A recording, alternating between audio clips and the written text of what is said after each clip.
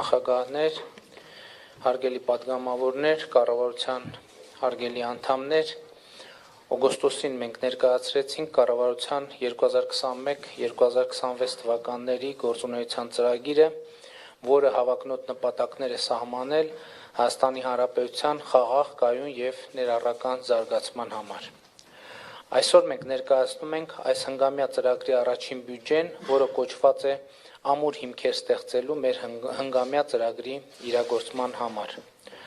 Այն նախանշում է ծրագրերի իրականացման համար անհրաժեշտ պայմանները։ 2022 թվականի համար մենք նախատեսում ենք 7% տնտեսական աճ։ Չնայած այն բանին, որ ընթացիկ տարվա մեծ մասը նշանավորվեց քաղաքական եւ անվտանգային անկայուն միջավայրով,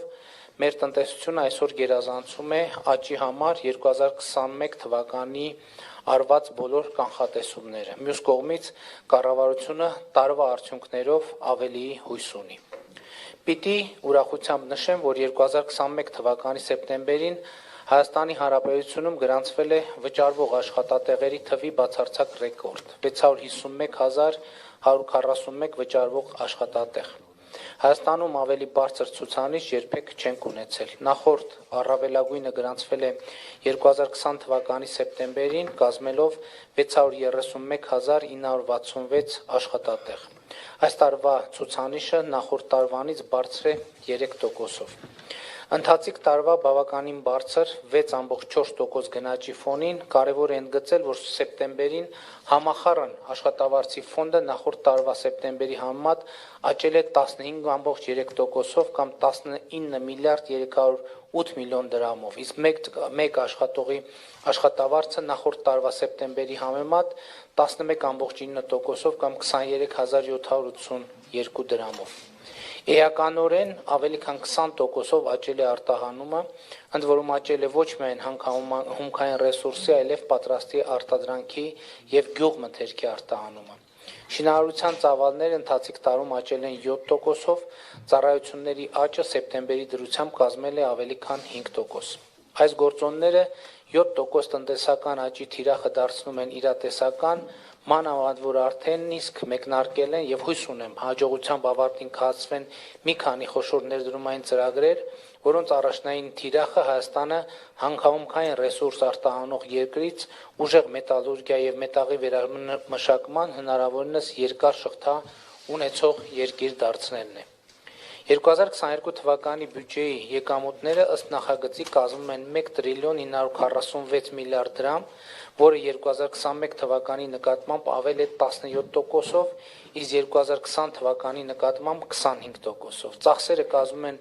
2 տրիլիոն 190 միլիարդ դրամ, որը 2021 թվականի նկատմամբ ավել է 10%-ով, 2020 թվականի նկատմամբ 16%-ով։ 2022 թվականի կապիտալ ծախսերը կազմում են 347 միլիարդ դրամ, որը 2021-ի նկատմամբ ավել է 55%-ով, 2020 թվականի նկատմամբ 53%-ով։ Ինչպես առիթ եմ ունեցել ասելու, 2022 թվականի պետական բյուջեն հիմնված է 3 առաջնահերթությունների վրա. անվտանգության համակարգի բարեփոխում եւ բարելավում, ենթակառուցվածքների զարգացում, կրթության եւ գիտության արդիականացում։ 2022 թվականի Պաշտպանական բյուջեն 2021 թվականի պլանի համեմատ ավել է 11%-ով, կազմելով ավելի քան 345 միլիարդ դրամ։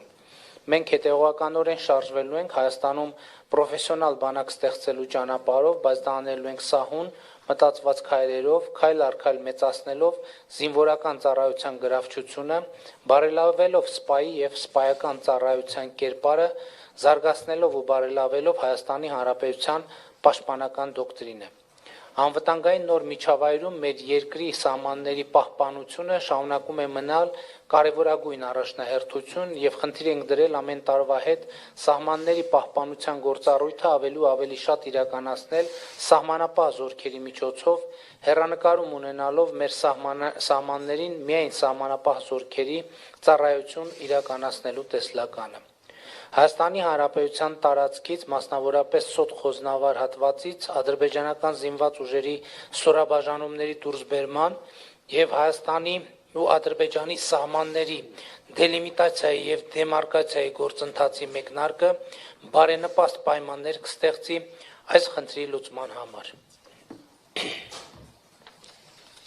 Ինչ վերաբերվում է մեր երկրի պաշտպանական ռազմավարությանը, կառավարության ծրագրում մենք արդեն ընդգծել ենք, որ Հայաստանի Հանրապետությունը, ինչպես ցանկացած խաղաղասեր պետություն, զինված ուժերը զարգացնելու եւ վերափոխելու է ոչ թե ագրեսիայի, այլ ագրեսիայից պաշտպանվելու համար Հայաստանի Հանրապետությունը տարածքներ նվաճելու մտադրություն չունի։ Անվտանգության համակարգի զարգացման իմաստով կարևոր է ոչ միայն բանակի պաշտպանության կարողությունների արդիականացումը, այլև Հայաստանի Հանրապետության շուրջ բարենպաստ արտաքին միջավայրի ձևավորումը։ Հայաստանի, Արցախի եւ տարածաշրջանի համար խաղաղ զարգացման դարաշրջան բացելու օրակարգի հետեւողական իրագործումը, որը մենք տեսնում ենք մեր տարածաշրջանում թշնամանքի մթնոլորտի հաղթահարման,